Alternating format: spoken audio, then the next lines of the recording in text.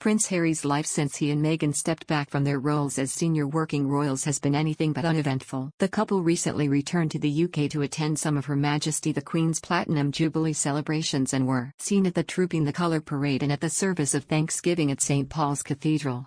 While Harry has previously travelled back from California for the funeral of his grandfather, the Duke of Edinburgh, and for the unveiling of a statue of his mother in the sunken garden of Kensington Palace, the reception the couple received from the crowds was mixed. The Mirror's royal podcast, Pod Save the Queen, spoke to biographer Andrew Morton about his 25th book The Queen, and he shared his thoughts on the Duke of Sussex. Morton explained how he believes Prince Harry is cursed with charisma but hates being a prince, and went on to discuss the similarities between Harry and his late mother, Diana, Princess of Wales.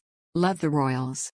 Sign up for the Mirror's daily newsletter to get all the latest news on the Queen, Charles, Kate, Wills, Meghan, Harry and the rest of the firm. Click here to sign up. Speaking about Prince Harry's plans for his departure, Andrew Morton told Pod Save the Queen they were thinking about living in New Zealand, and they even spoke to the Prime Minister of New Zealand about this, so they had all kinds of plots and thoughts for their future. It didn't work out because when it actually comes down to it, Prince Harry is cursed with charisma but hates being a prince, and I think that he saw Meghan as a way out.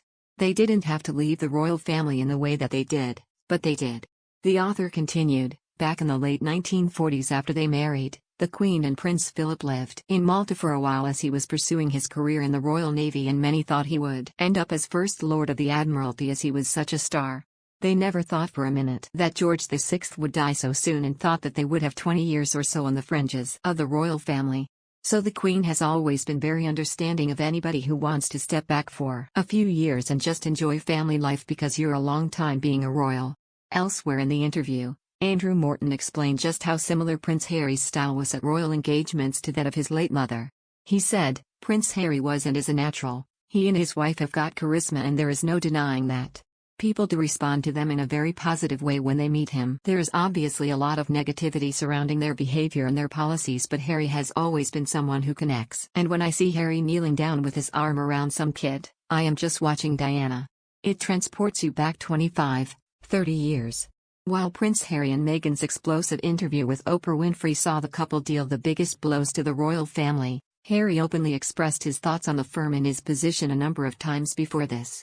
Back in 2017, the prince spoke to journalist and biographer Angela Levin and revealed that he had thought about stepping back from his role before but stayed out of loyalty to the Queen. He said at the time, "There was a time I felt I wanted out, but then I decided to stay in and work out a role for myself. We are incredibly passionate with our charities, and they have been chosen because they are on the path shown to me by our mother. I love charity stuff and meeting people."